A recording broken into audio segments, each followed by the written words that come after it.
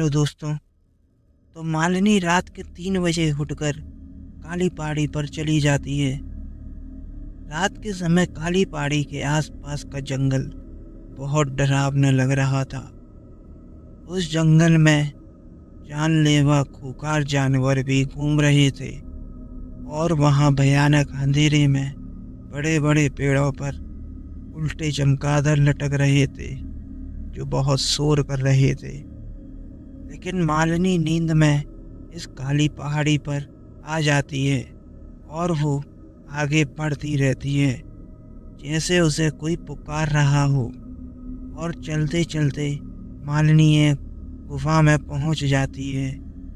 उस अंधेरी गुफा में हर तरफ मकड़ी के जाले लगे हुए थे और वहां सांप और चमगादड़ लटक रहे थे।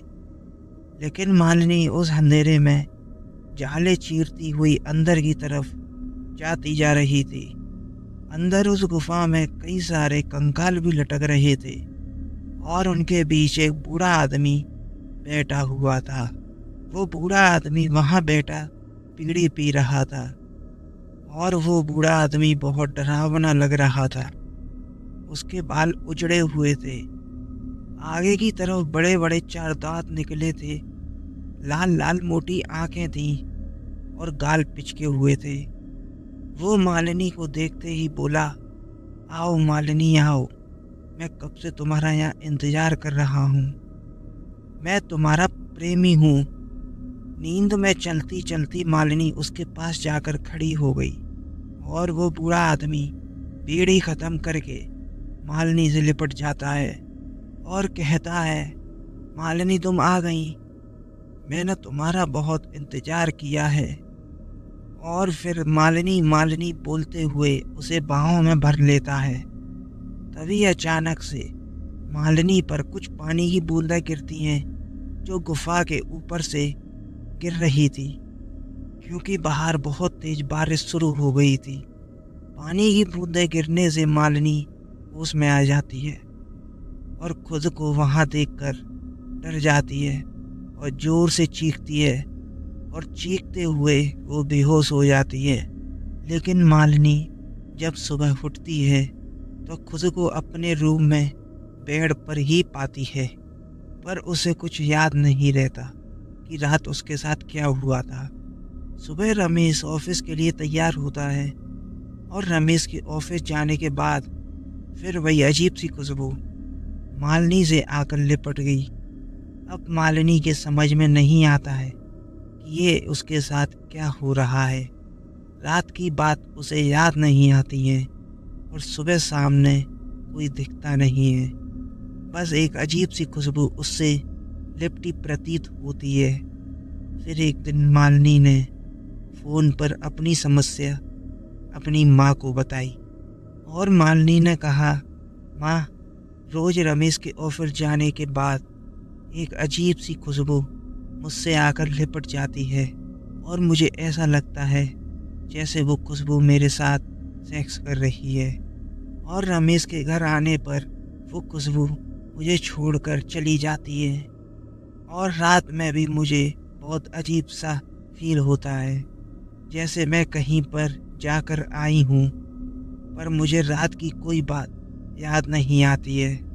मालिनी की ये सारी बातें सुनकर उसकी माँ ने भी उसकी बातों पर यकीन नहीं किया और कहा कि मालिनी, ये सब तुम्हारा वहम है, तुम ज़्यादा ही सोच रही हो, ऐसा कुछ नहीं होता है, ये फालतू की बातें सोचना बंद करो और रमेश के साथ थोड़ा समय निकालो, सब ठीक हो जाएगा।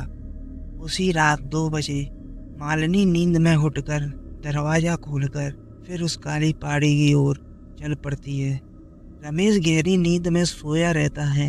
उसे कुछ नहीं पता चलता कि मालिनी कब नींद में उठकर दरवाज़ा खोलकर घर से बाहर चली जाती है। रात के अंधेरे में मालिनी काली पहाड़ी की ओर चल पड़ती है।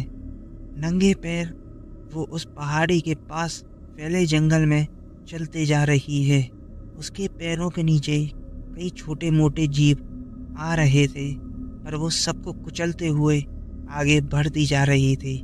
तभी एक चमगादड़ उड़ता हुआ उसके चेहरे से आकर चिपट जाता है तो वो उसको अपने हाथों से उठाकर ऐसे फेंक देती है जैसे उसने किसी मच्छर या मक्खी को चेहरे से हटाया हो और मकड़ी के जालों के बीच में से होकर निकल जाती है।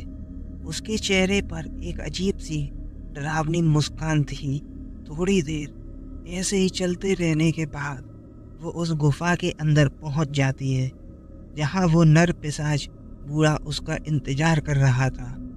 उस बूढ़े पिशाच के एक हाथ में बीड़ी जल रही थी और एक हाथ में वो एक खोपड़ी में भरा खून पी रहा था।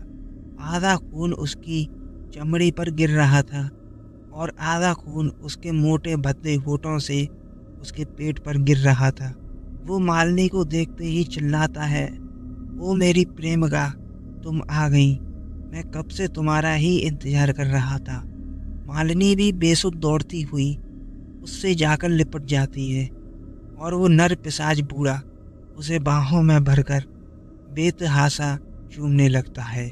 उस बूढ़े पिशाच की झूलती चमड़ी पर गिरे खून से मालिनी की साड़ी सन जाती है और उसके चूमने से मालिनी के होठ और चेहरे पर भी खून लग जाता है। इतने में फिर कुछ पानी की बूंदें मालिनी के ऊपर गिरती हैं तो मालिनी होश में आ जाती है और उस बूढ़े पिशाच को देखकर चिल्लाती हुई बेहोश हो जाती है। अक्सर घना जंगल होने से उस काली पहाड़ी पर कभी भी बारिश शुरू हो जाती थी और बारिश शुरू होने से वो जंगल भयानक हो जाता था और वो काली पहाड़ी भी उस पिशाच की तरह और डरावनी हो जाती थी। बेहोश मालिनी को वो बूढ़ा पिशाच अपने कंधे पर उठाकर उस गुफा से बाहर निकलता है। तेज बारिश की वजह से मालिनी की खून से सनी साड़ी धुल जाती है और उसके चेहरे पर लगा खून भी साफ हो जाता है। मालिनी को उस तेज बारिश में भी होश नहीं आता। उसे उस बूढ़े पिशाच को देखकर ऐसा शौक लगा था कि वो उस तेज बारिश में भी बेहोश थी और बड़बड़ा रही थी, रमेश बचाओ, मुझे बचाओ रमेश, ये बूढ़ा भूत मुझे खा जाएगा।